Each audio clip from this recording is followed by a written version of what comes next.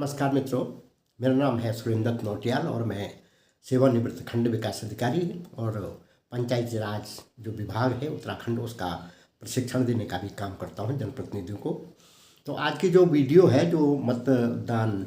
कर्मी है या जो आरओ ये आरओ लगे हुए हैं नामांकन पत्रों की जो जांच करेंगे, आज 7 से 8 और 9 3 दिन जांच होगी, उनके लिए भी और उनके साथ जो सहयोगी वहाँ पर हैं उनके लिए भी बहुत महत्वपूर्ण होने जा रहा है। और जो चुनाव लड़ रहे हैं उन प्रत्याशियों के लिए भी कि आपको जो समय दिया गया है कि आपके नामांकन पत्र की जांच इतने समय पर होनी है, उससे कुछ समय पहले आप वहाँ पर पहुँच जाएँ और अपने सामने अगर आप अपने नामांकन पत्र की जांच करेंगे तो थोड़ा बहुत जो कमियां उसमें होंगी भी तो उसका निराकरण वहीं पर जो आरओ ये आरओ होते हैं वो वहाँ पर कर लेते हैं। और उसके बाद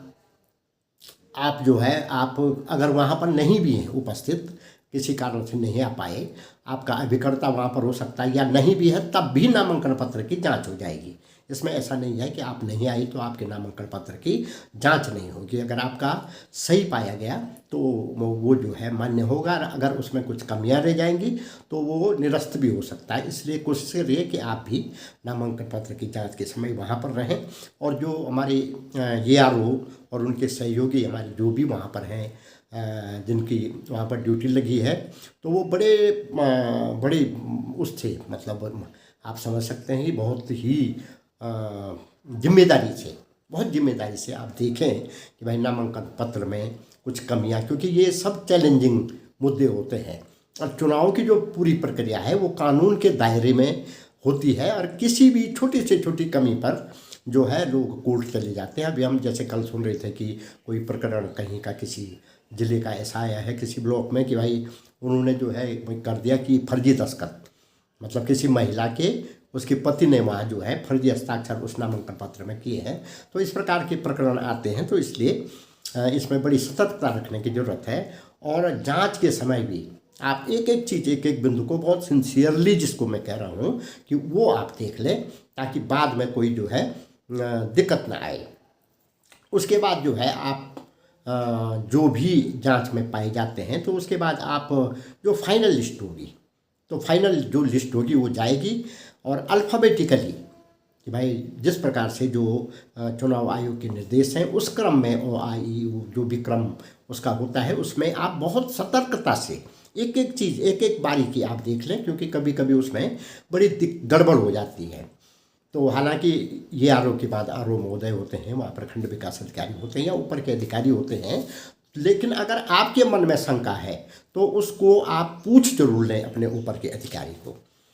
और जो चुनाव चिन्ह आप देते हैं विशेष रूप से ये आरओ महोदय नोट कर लें कि अगर आप चुनाव चिन्ह जिस प्रत्याशी को देते हैं आपको रजिस्टर दिया गया होगा, एक चुनाव चिन्ह की प्रति आप उसमें लगाते होंगे रजिस्टर में, एक उसको देते हैं। तो पिछले जो चुनाव थे उसमें एक प्रकरण 2019 का चुनाव था, एक प्रकरण एक ब्लॉक का ऐसा भी आया कि चुनाव चिन्ह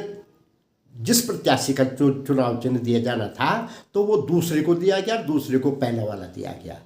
अब वो दोनों अलग अलग चुनाव चिन्हों पर, जो चुनाव चिन्ह उनका था ही नहीं, उस पर लड़ गई। अब बाद में उसने कहा कि भाई मेरी जो है वोट आप लगा लीजिए कि 100 वोट वाला जीत गया, 200 वोट वाला हार गया। तो ये प्रकरण जो है हाई कोर्ट तक भी गया था। तो इसलिए आप जो है नोट कर लें कि जो आप चुनाव चिन्ह दे रहे हैं वो वास्तव में जांच परख करके, जल्दीबाजी नहीं करनी है, कोई बात नहीं, देर हो जाएगी तो उसको जो है आप ससमय उनको सही तरीके से चुनाव चिन्ह का आवंटन करें, क्योंकि प्रत्याशी चुनाव चिन्ह आवंटन के बाद तुरंत अपने चुनाव चिन्ह को छपवा देता है और उसको प्रचार शुरू कर देता है। उसके बाद वो बिल्कुल ब्लॉक में नहीं आता है। चुनाव चिन्ह आवंटन के बाद सब लोग जो है मतदान के बाद ही ब्लॉक में दिखाई देते हैं, इस बीच में कोई नहीं दिखाई देता। दूसरा जो बहुत महत्वपूर्ण बिंदु है कि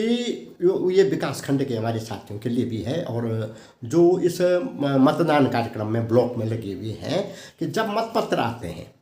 तो मतपत्र 2, 4, 9, 10 मतलब 6, 7, 8, 9, 10 इस प्रकार के मतपत्र होते हैं। और किस ग्राम पंचायत में कितने कैंडिडेट हैं, भाई कहीं वार्ड मेंबर के कैंडिडेट हो सकते हैं, प्रधान का, क्षेत्र पंचायत का, जिला पंचायत का, तो उसको बड़े तरीके से आप फाड़ें।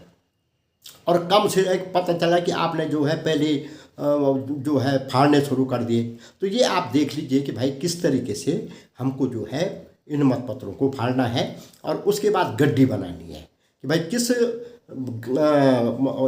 किस जो है जिला पंचायत को, किस क्षेत्र पंचायत को या किस जो है ग्राम पंचायत को जो है कितने हमने मतपत्र देने हैं। अब चलिए वार्ड मेंबर में और प्रधान और क्षेत्र पंचायत में ज़्यादा दिक्कत नहीं होती, लेकिन मैंने जिला पंचायत का एक प्रकरण था जब मैं उस समय सेवा में था,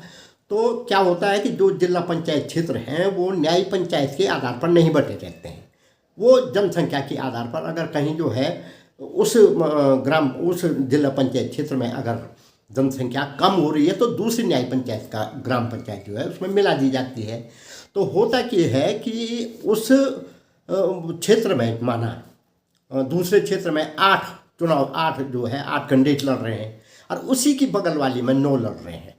तो पता चला कि एक आध जगह ऐसा दिक्कत आ सकती है कि वहाँ जहाँ 8 लोग लड़ रहे थे वहाँ 9 जो मतपत्र वाला है वो चला जाता है। एक बार हुआ है ऐसा, तो मतपत्र देते समय दोनों लोग, विशेष रूप से तो जो ब्लॉक में जो कर्मी हैं और जो मतलब मतदान कार्यक्रम में लगे हुए मतदान कार्यक्रम में ब्लॉक में जो व्यवस्था में लगे हैं वो ये सुनिश्चित कर लें, और उसके अलावा